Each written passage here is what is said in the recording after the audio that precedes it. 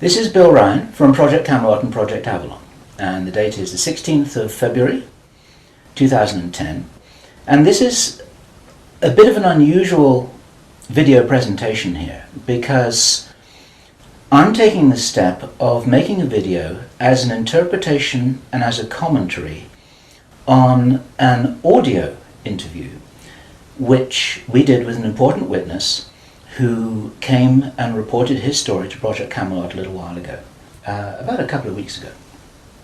And if watching this now you're feeling a little bit shocked, this is how I was feeling when I heard this information, and this is how our source was feeling when he was hearing this information in this meeting, because this is just the beginning. Now,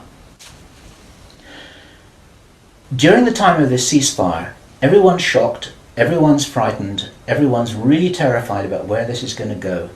There are all kinds of heavy controls over populations everywhere. And then the next thing that happens in this chess game that's being played is that biological weapons are released on China. He heard this being discussed in this meeting. They will release a flu-like virus that will be genetically targeted against the Chinese population. It's racially targeted against the Chinese people. It's designed to spread like wildfire and to knock out a large number of the Chinese people. And these people in this meeting were laughing about this. They said, China will catch a cold. Those were their words. China will catch a cold. And after that, then what effectively will be a kind of plague will actually spread right across the world to the West as well. Our source was not clear whether this was a Chinese retaliation or whether the thing would just spread out of control in the way that it would be very understandable if it did, whether it's racially targeted or not. These things actually mutate. There's a pandemic that really is sweeping across the world and really is killing people very visibly. And you've got this totalitarian military lockdown in all the governments in the Western world because everyone's going to be in panic about all of this. And then, he said, then the real war starts.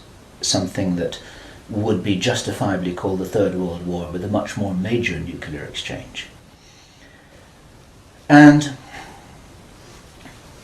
at this point, I asked him, is this just about population reduction? What is this about? Why are they doing this? Why this insane Dr. Strangelove plan for just unleashing all of this stuff on the world? Why do it? Now, as our conversation went on, I started to find answers to those questions. Now, some of this is speculation. I want to share this speculation with you because it's important enough that we work together here to figure out what's going on.